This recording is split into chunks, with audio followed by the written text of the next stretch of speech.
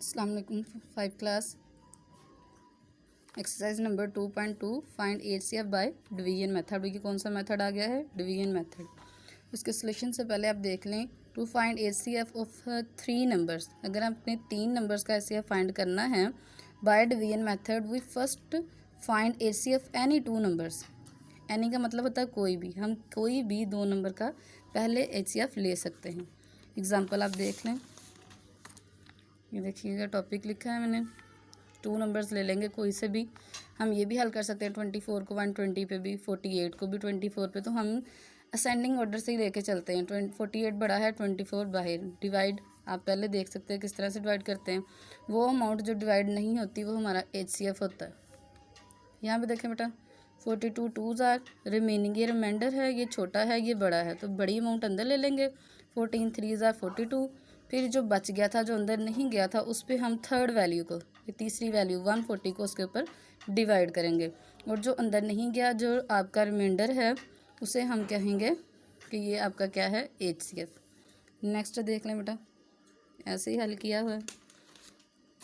इसकी बाकी एक्सरसाइज देख लें, सारे क्वेश्चन ऐसे ही हैं, एज इट इज़ आप इनको हल करोगे। Topic exercise number 2.3 find LCM by prime factorisation method.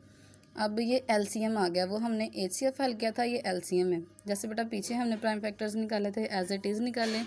Difference मैंने आपको पहले बताया था, वो देख लें। यहाँ पे हमने पहले कॉमन फैक्टर्स निकाले हैं। LCM में एक और चीज़ होती है, वहाँ पे ये था कि जो तीनों में, HCF में ये होता है कि जो सब में आए वो हम कॉमन लेते हैं। लेकिन LCM में अगर हमारे पास 2 वैल्यूज़ में भी कॉमन आए तो हम लेते हैं। जैसे कि ये 2 नज़र आ रहा है, product of common prime factors.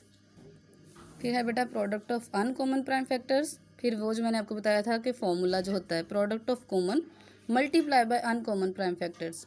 तो फिर मेरे पास ये आ गया मेरा HCF। वहाँ पर बेटा हमने पिछले क्वेश्चन में हमने 3 वैल्यूज़ हल की थी। अगर 4 हो तो भी हम इनको ऐसे ही हल करते हैं।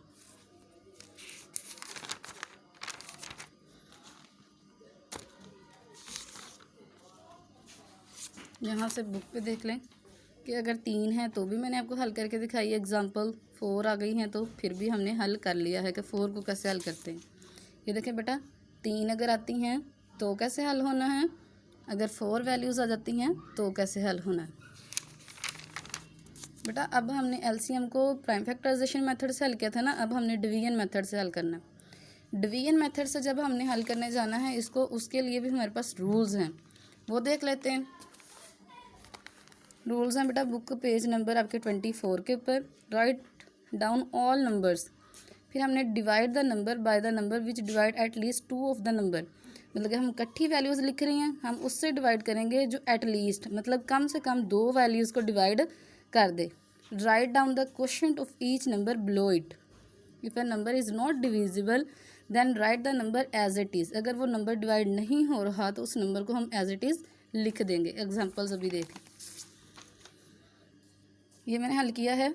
5 5s are 25, 5 6s are 30, 5 10s are 40। ये देखें 2 से ज़्यादा एक ही टेबल पे आ रहे। 5 1s आर 5, 6 नहीं आ रहा था, उसको एज इट इज़ लिख दिया। 5 2s आर 10, फिर 2 1s are 2, 2 3s are 6, 2 1s are 2, फिर 3 1s आर 3। उसके बाद बेटा ये जो प्राइम फैक्टर्स आते हैं इन सब को मल्टीप्लाई करेंगे तो हमारे पास क्या आ जाएगा? LCM। नेक्स्ट भी देख लें, ये मेरा बेटा सारे क्वेश्चन आपकी एग्जाम्पल्स आपके सामने हैं।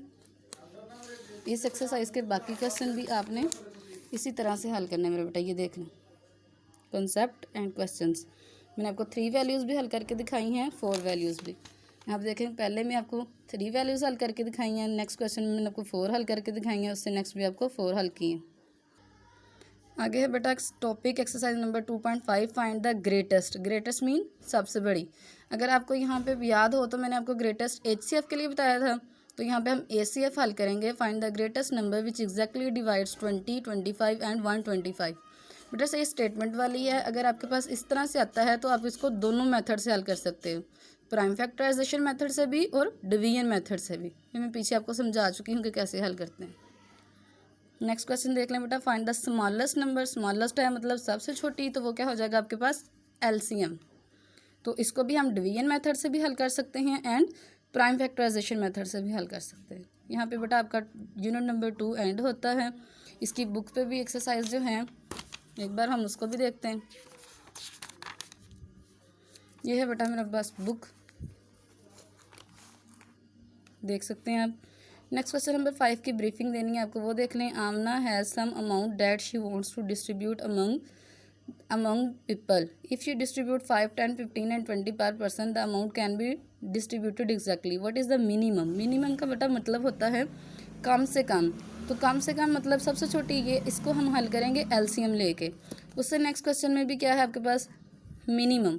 तो मिनिमम जो हम हल करते हैं उसका मतलब होता है कम से कम।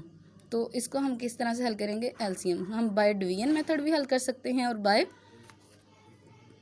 प्राइम फैक्टराइजेशन मेथड भी हल कर सकते हैं। बेटा इनके सारी क्वेश्चंस तभी आप लोगों को आएंगे जब आप ज़्यादा से ज़्यादा टेबल्स की प्रैक्टिस करोगे। ज़्यादा से ज़्यादा मेरा बेटा टेबल्स की प्रैक्टिस करें। यहाँ पे आपका यूनिट नंबर 2 एंड होता है। अल्लाह हाफिज़, अपना बहुत ख्याल रखिएगा।